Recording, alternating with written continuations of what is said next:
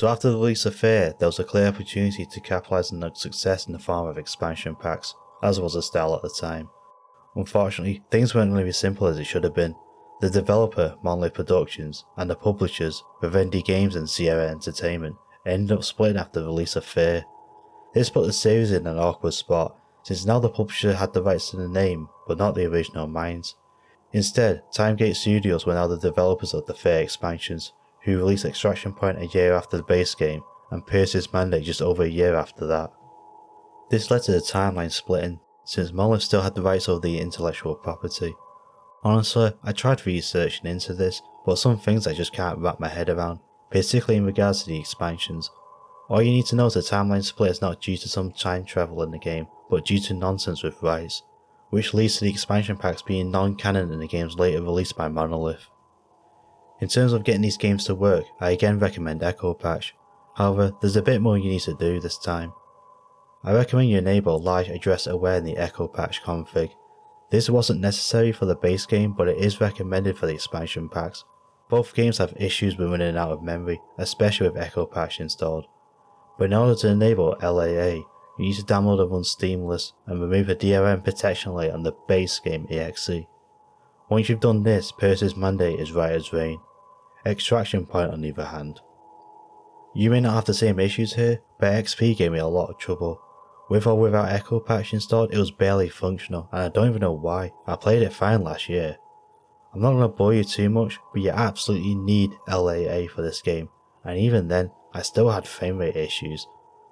I could only fix these by running the game in a compatibility mode for Windows XP, and even with all that, it wasn't perfect. I still had the occasional crash and one time where a map didn't load correctly. The only thing I can think of is my new card I got this year. Everything else in my system's the same, so maybe it's a compatibility issue. But Pierce's Mandate in base game runs fine. I think Extraction Point is just cursed. Anyway, Extraction Point starts as the base game ended. Your helicopter crashes into a building and your goal is to reach the Extraction Point, located at a hospital with Holiday, Jin and any other Delta Force out there. But right off the bat, something isn't right. It's too quiet. The city is completely empty, the radio is out, and there are things in the dark. Not only that, Vessel makes a return, in which she reactivates the dormant replica, so getting to the extraction point isn't going to be easy. XP doesn't waste any time in showing what the game is about. Within minutes you're fighting Replica in new environments and experiencing a new kind of horror, something much less subtle.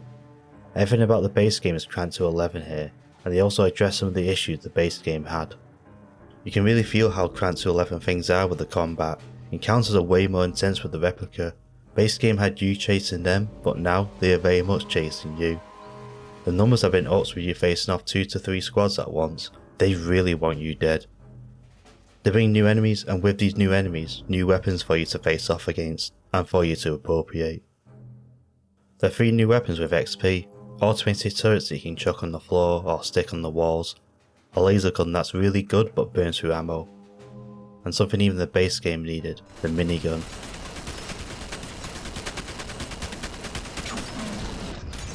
It feels amazing to use. The game does a great job introducing these weapons by having you take them off fallen enemies. You'll be fighting these guys in more varied environments, not just in looks but also scale. There's a fair bit more open spaces to face off the Replica, with more emphasis on closing distances since weapons can still kick a fair bit. These large arenas though can feel a little cheap, since the Replica can just snipe you without giving you much of a chance. Their AI doesn't seem to account for recoil. In fact, in general XP is much harder than the base game. I still recommend the hardest difficulty, but be warned, some encounters can be annoying. It's not just the Replica you have to worry about, those things lurking in the shadows aren't always passive. They're sort of reskins of those assassin enemies the Replica have, but are harder to see and more aggressive. They're interspliced with the horror segments, so you don't know when they're going to show up, and when they do, you don't even know who they're going to go for. They're also hostile to the Replica, often just blitzing through them and leaving them bewildered. XP still mostly maintains the high standard for presentation from base game. It looked great for the time and even now can have some impressive striking scenes. The big step up from base game are the more varied environments. You're not stuck in any one place for too long and no office segments that span half the game. It's not just the environments themselves but how they're used. Just look at this reception area. My only real critique are the more open areas. Here you can see the lighting is a little lacking, and in other areas you can see the low quality water. I'm guessing the engine has trouble with bigger spaces, particularly with outside areas, so the game doesn't lean into them too much. Overall though, the new and varied environments add a lot more to the game, not just in the gameplay, but also the atmosphere. The horror and tone of the game is a fair bit different from the base game. Base game was more J-horror and subtle, while XP is far more aggressive and harsh. There's a lot more mind-bending segments, peering into the warped mind of Alma. There's still the brief spooky sightings, but the game barely acknowledges their presence now compared to what else is happening. There's an outright malicious force out there. This leads to a very different type of tone compared to base game. There's no mystery here or fear of the unknown. The only mystery is what's going to happen to you. Even though I've played this so many times, I can never shake this feeling that something bad is going to happen. Like I'm going to experience a scare that I forgot about or not found before. The overarching tone has gone from uneasy and uncomfortable to unnerving and just anxiety. In fact, some segments can get so extreme I think it goes too far and it becomes almost comedic. You get some segments that are like, oh there's blood everywhere and there's bodies and even more bodies and they actually killed each other and this guy killed himself and there's blood. Even more blood. Baths filled with blood. Blood everywhere. Yes, things are bad, I can see that. It becomes almost comical with the extreme horror looping back around on itself. I don't know, maybe it's just me. Okay, time for the weakest part of XP, the story. Or lack of it. I'm tempted to say there isn't any story at all. No overarching plot or story beats, no developing elements or adding to the narrative of the base game. It's literally just, we need to get to the extraction point. They do throw in some vague things here and there, but nothing concrete or substantial that really means anything. Okay, some things do happen I guess, but it's time for spoilers. It's really not much and it's not even canon anyway. So at one point in the game you meet up with Holiday. You can see where this is going. Holiday gets killed and it's honestly a brutal death. He really didn't deserve it. He was easily one of the more likeable characters in the game and he... Oh wait, he's still alive. Never mind. A similar end happens to Jin as well. By the time you get to the hospital you are completely alone. There's one ongoing mystery and that's with Alma. There are now two Almas. One is the adult version who is malicious and aggressive, very much a hostile presence to you and is responsible for all this chaos going on. An all round bitch. The second version is the child one, predominantly seen in the base game. This one is non-hostile and actually helps the player. Towards the end of the game you get what I call the unification scene, where the two Almas join together and reverses all the nightmares and devastation that's been occurring. It really raises a lot of questions. Has this reversal happened everywhere? What about all the people that disappeared? What about all those who died? Has all this been a nightmare projected onto the world? You don't get any answers. Radio contact is re-established and Beta sends over a chopper so you can get out the city. It doesn't work out. The game ends with you staring off into the burning city and that's it. I left some details out of my base game review in regards to the story, so even if you watch the spoiler segment, there's still something for you to experience fresh. Here though, that's pretty much it. When I said there really isn't any story at all, I wasn't joking. A lot of what I discussed was speculation. Without the original minds, you can tell the new devs were a little lost with what to do with the story. With all that said, do I recommend Extraction Point? Absolutely. If you own the base game, you'll probably own this, so it's a no-brainer. Many consider this to be the best fair game. I can see why people say this, but personally, I prefer the more grounded attributes of the base game, but both are neck and neck with each other in slightly different ways. What isn't neck and neck is the next expansion, Perseus Mandate. Perseus Mandate starts during the events of the base game shortly after ATC turns hostile. Bessus gets together a second fair team to dig more into Armor Camp at another facility that they have. As you might expect, there's a bit more going on than you had originally thought. You play as Sergeant. Not much is known about him, but he does have the same slow-mo abilities that Point Man has. PM attempts to mix up the gameplay with new scenarios and elements, along with adding more to the story following the criticisms levied at XP.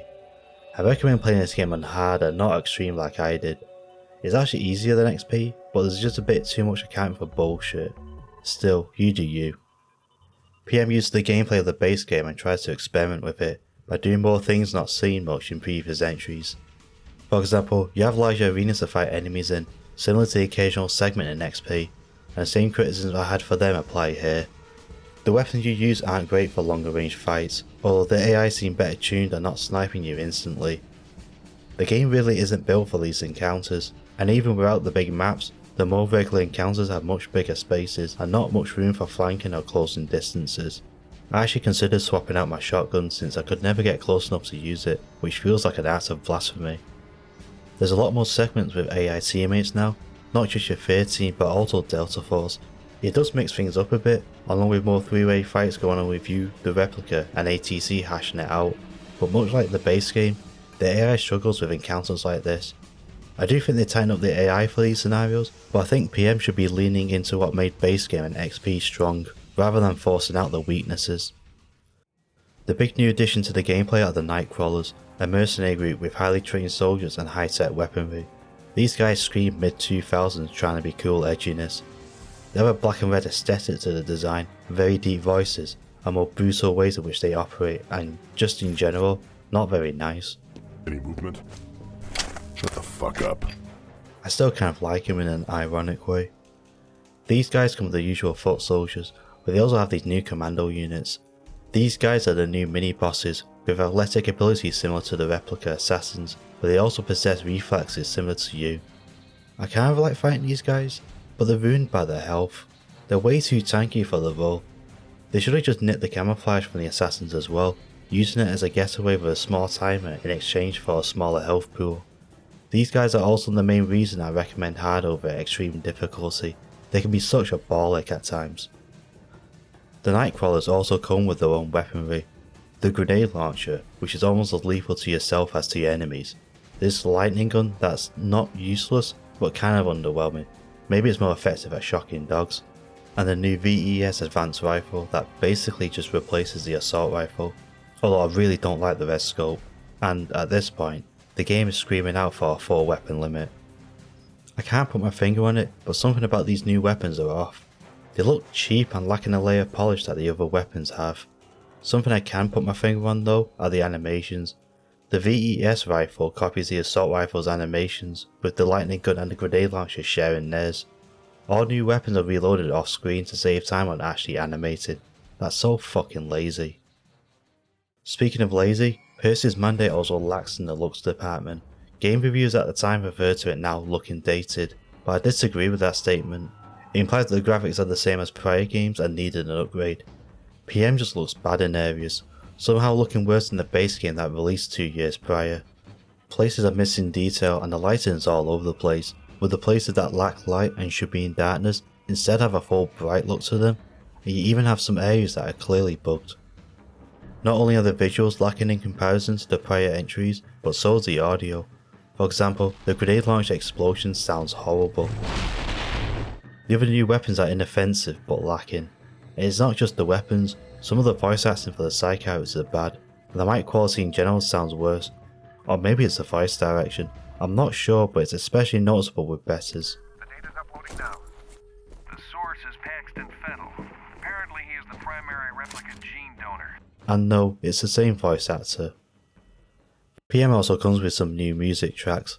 They're not bad, but they feel very out of place.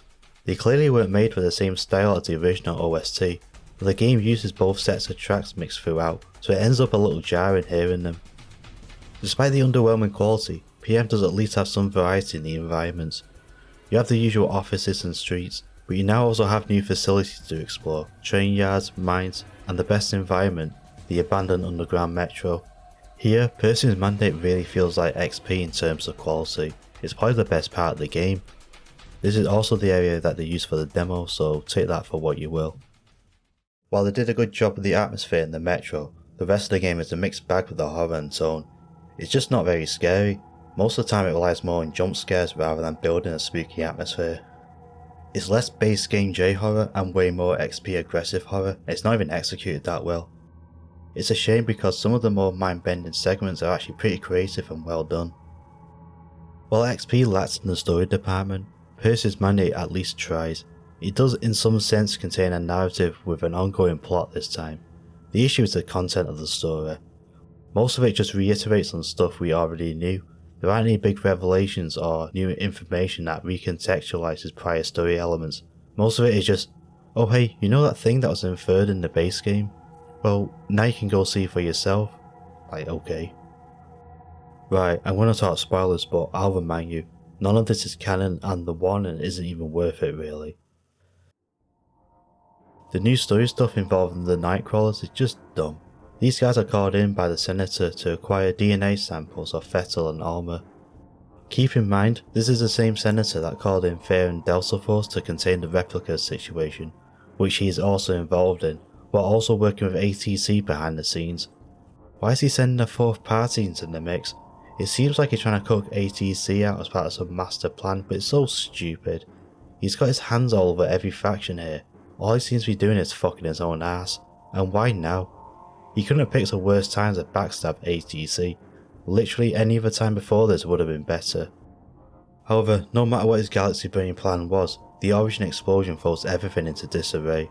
Long story short, one of your squad mates dies. This isn't even a spoiler, the game pretty much tells you this is going to happen. And eventually, you manage to get one of the DNA samples, Alma's. You and your remaining squad mate are actually able to evacuate with the sample.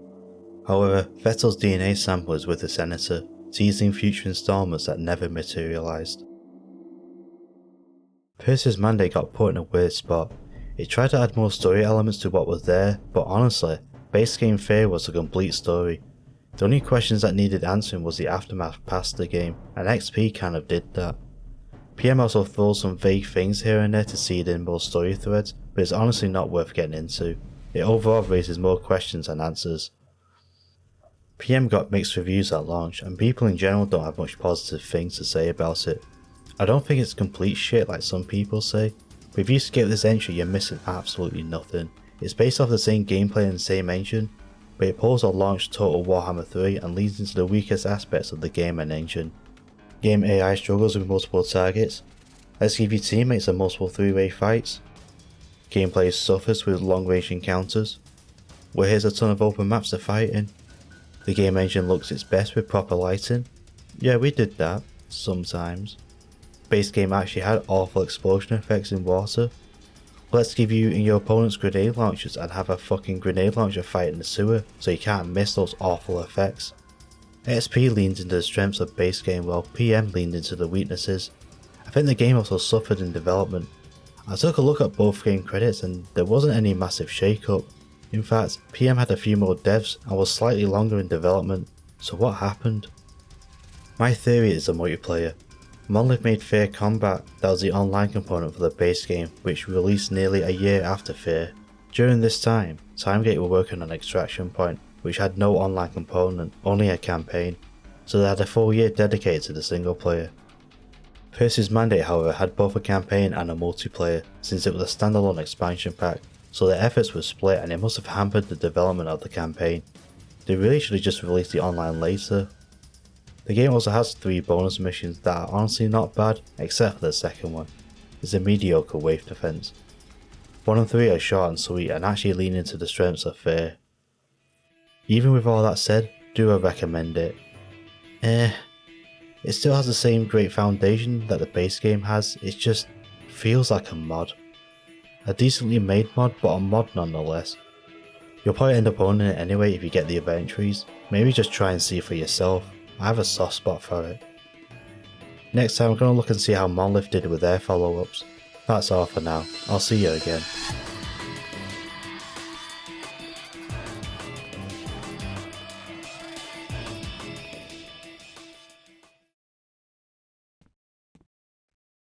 Fire in the hole!